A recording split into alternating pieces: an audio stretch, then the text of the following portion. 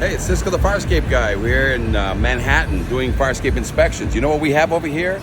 A life safety concern. Look at that broken tread right over there.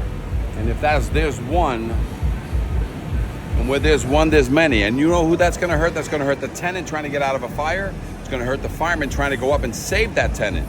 And one of the reasons why things like this are happening all over Manhattan is because fire escapes that are higher than 7 stories get inspected under local law 11. But if you have a nice building like this and it's under 6 stories, guess what? You never have to inspect it.